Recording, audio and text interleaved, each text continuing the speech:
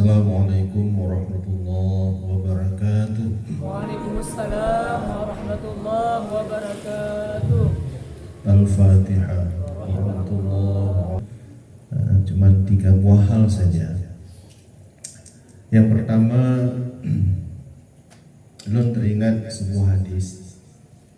Beberapa kali Nabi pada al-Islamu wariban, saya udu wariban kama bada. Fatuba lil ghuraba. Islam itu diawali dalam keadaan aneh, di mana orang-orang pada waktu itu tidak pernah mendengar apa yang disampaikan oleh Rasulullah pada sebelumnya. Dan selagi akan kembali Islam itu nanti juga dianggap aneh. Maka berbahagialah kepada orang-orang yang dianggap aneh tersebut. Jadi kita mendengar atau membaca sejarah di mana pada awalnya Islam ini dikembangkan oleh Nabi kita Muhammad SAW pada masa jahiliyah, ibu-ibu. Pada waktu itu ada 3 hal yang sangat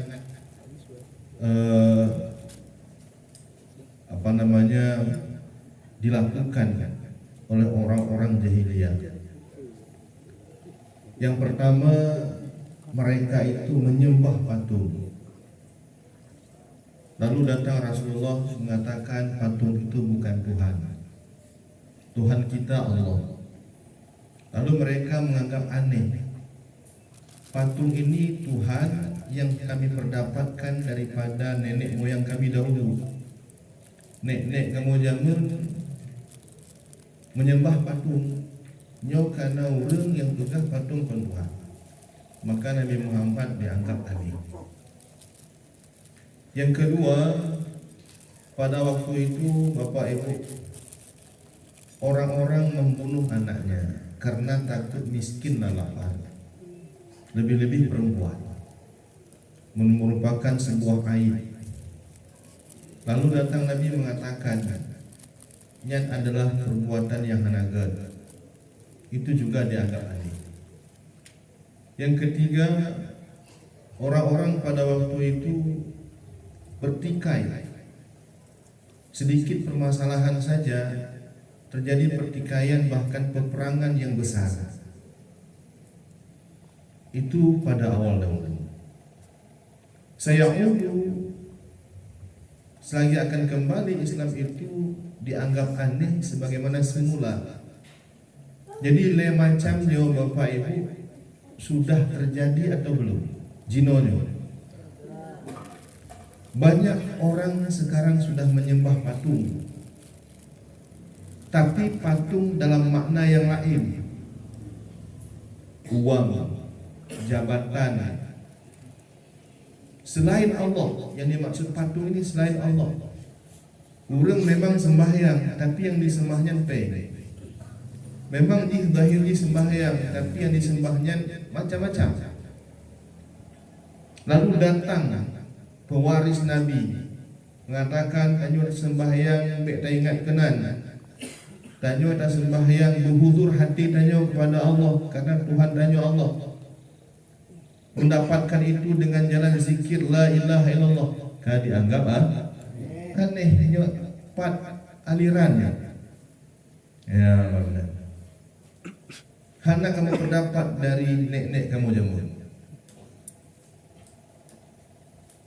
Bapak Ibu yang dirahmati Allah, tauhid tasawuf ini mengajarkan kita agar bisa kita menuhankan Allah, bukan hanya zahir mentang, tapi batin kinanyonya betul-betul dalam sembahyangnya Allah yang tinggal. Jadi sekarang saya udu ghariban kama bada'a. Dan yang kedua Bapak Ibu, sekarang banyak orang yang membunuh anaknya karena takut miskin dan lapar. Contohnya yang ibu-ibu, banyak tak?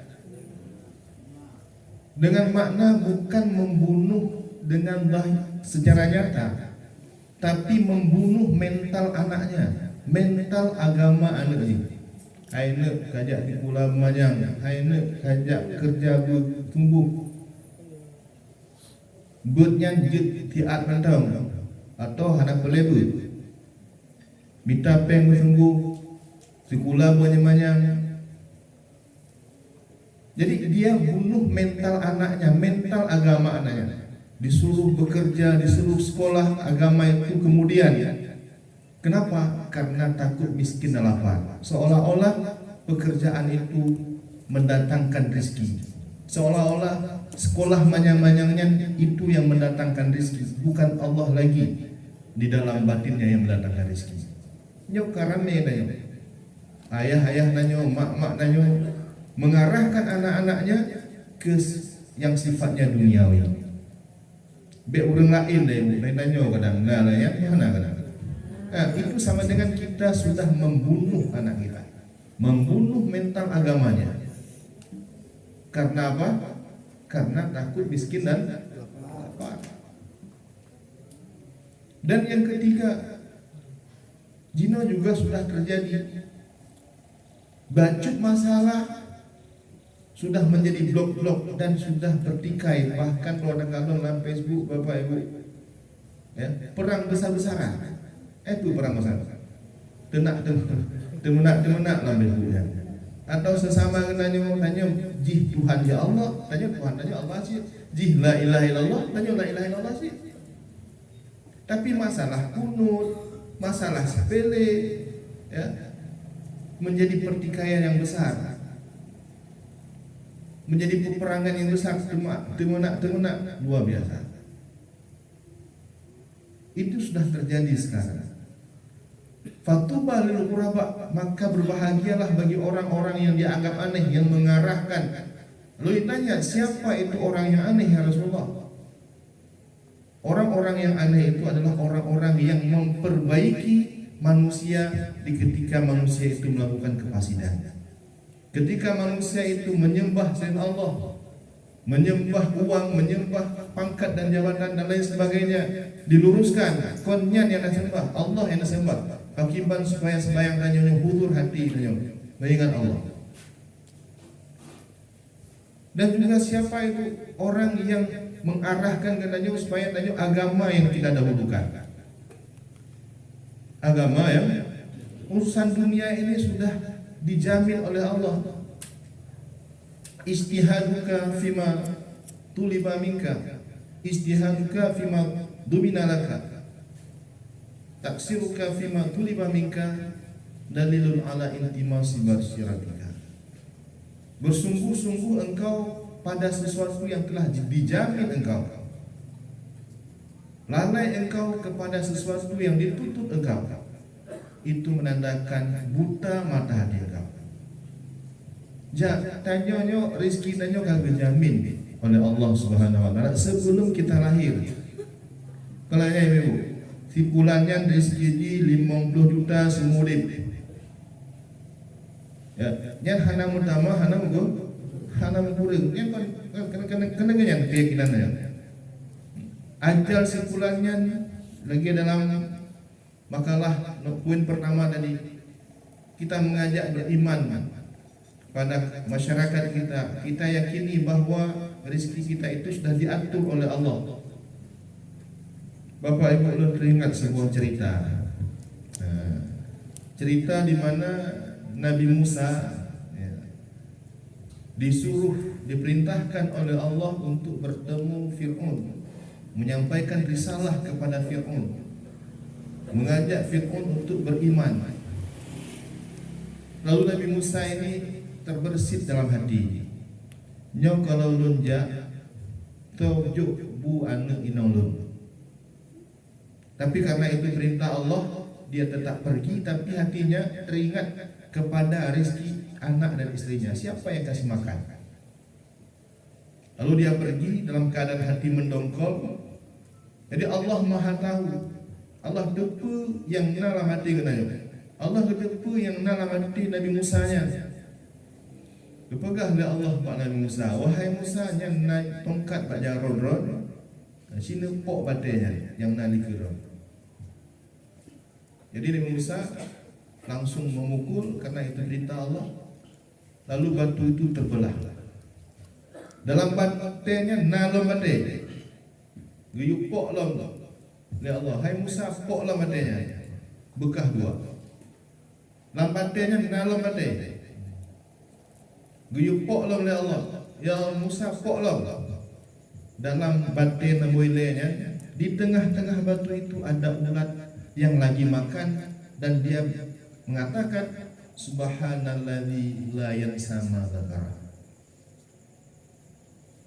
Maha suci alladzi, maha suci Allah yang tidak lupa ia kepada orang yang mengingatnya. Jadi pada waktu itu Nabi Musa melihat pegah oleh Allah, hai Musa, nakalanya naulat dalam leboh bate, dalam inti bate, tapi dia ada rezeki. Siapa yang kasih rezekinya? Maka Nabi Musa bertobat, minta ampun kepada Allah. Ku yang terbersit abadi yang kenyang. Iktibar yang diambil, yang diperlihatkan oleh Allah kepada Nabi Musa. Jadi yang perlu diingat Bapak Ibu, doa daripada ulat tersebut. Doa di mana kata-katanya tadi? Subhanalladzi la yansa man dzakara. Allah itu tidak lupa kepada orang-orang yang ingat kepadanya. Udkuruni adkurku. Ingat olehmu akan aku ingat kepadamu. Maknanya bukan hanya hana bekerja, bukan maknanya hanya berpangku tangan.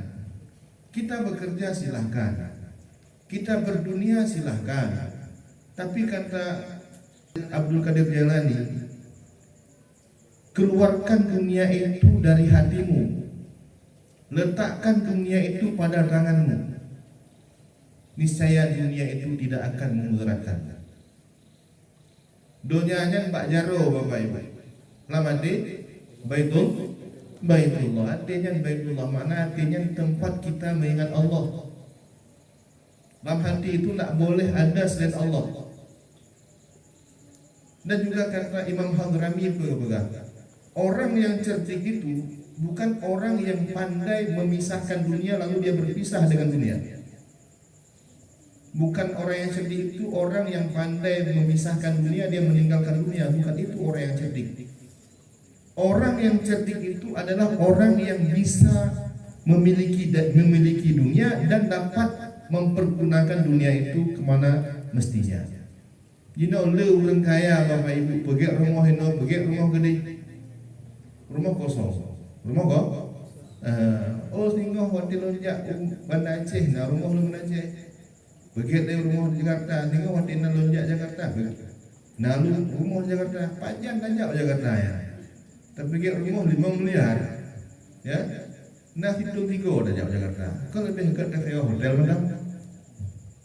Yang angan-angan itu angan-angan. Orang yang cerdik itu dia memiliki dunia dan dia bisa mempergunakan dunia kemana mestinya, kepada agama. Bapak Ibu yang dirahmati Allah. Jadi sekarang Wahid Tasawuf mengajak kita agar supaya kita benar-benar ibadah itu semata-mata karena Allah. Wahid Tasawuf ini mengajarkan kita supaya agama ini kita dahulukan, karena agamanya itu yang mungon-ngontanyo dari dunia sampai akhirat. Dunianya mungon-ngontanyo hanya sebatas umum kedanyo. Tanyo na moto, tanyo na rumo. Yang mungon hanya sebatas umur tanyo na ngon na ada suami, ada istri, itu hanya sebatas kita hidup di dunia. Oh, boleh mati nanyo. Motonya apa nama lam kubu ibu? Hana peng mu. Hana ane inong nanyo lako na behan ngkubu lam penjara maka hidup namang na. Tapagah ba inong nanyo adun sangat sayang maka lu tak peng dun lupa bisaga nyuka pungona lu di malam lam penjara. Tim na ibu. Hana tim pati banget sana banget dalam penjara. Jangan mantong di dunia apalagi dalam kubur. Maka yang menemani kedanyo adalah agama kedanyo. Agamanya Abuya selalu mengatakan tidak lepas dari 3 macam. Iman yang sempurna, akhlak yang bagus dan amal atau ibadat yang ikhlas. Le macamnya menyokana bak tanyo dan bak anak nanyo sama dengan tanyo ka berhasil. Anak tanyo ka berhasil. Kita sekarang masih menganggap keberhasilan itu bila kita punya uang banyak. Tanyo menganggap keberhasilan itu bila kita punya titel, kita punya pangkat. Anak nanyo gaji kecamat, anak nanyo gaji bupati, anak nanyo ada peng gaji ke pengusaha, ka berhasil. Bukannya berhasil itu orang yang bodoh namanya. Kenapa? Karena itu hanya menemani dia berbatas dengan waktu, berbatas dengan kematian. Tapi agama, amal saleh kenanya Bapak Ibu, iman kenanya, akhlak kenanya, mungon kenanya dari dunia sampai akhirat. Jadi Tauhid Tasawuf mengajak supaya kita mendahulukan agama ketimbang dunia. Dan Tauhid Tasawufnya mengajarkan kita supaya hidup berkasih sayang. Abuya mengatakan Tauhid Tasawufnya hana Muhammadiyah, hana ahli sunnah. Kalau dia mentuhankan Allah, menabikan Muhammad, silakan kita sama-sama. Yang penting bagaimana bisa berakhlak, bagaimana bisa ikhlas dalam beribadat, jalan masing-masing dulu. Nah kita bukan diwali kuno. Nah klubnya silakan. Yang tujuannya sama. Nanti cuma dipikir gero di. Terus mana pada tujuan. Tajak obat Acehnya Bapak Ibu. Jid orang Calak, jid orang Gunung, jid orang Takengon, jid orang Medan. Terserah, yang penting perubahan Aceh. Yang penting bro, untuk kau rasa gero di. Toh yang paling mangat. Yang penting perubahan Aceh lah. Nanti pikir gero di. Toh jalan yang paling mangat. Supaya cepat dan selamat sampai kepada Aceh. Menurut Tauhid Tasawufnya tidak ada perbedaan. Silakan beramal menurut masing-masing. Yang penting sampai tujuan. Menyo hanya sampai tujuan, tinggal amalan yang lain, pindah ke amalan yang lain. Yang penting sampai ke tujuan. Tujuannya yaitu kepada Allah. Wa inna ila rabbika muntaha. Sesungguhnya kepada Tuhanmu tempat penghabisan. Bapak Ibu, Abu yang membuat metode itu ilmu, amal, hal, syuhud dan ma'rifat. Tujuan ma'rifat nambile dalam makalahnya uno.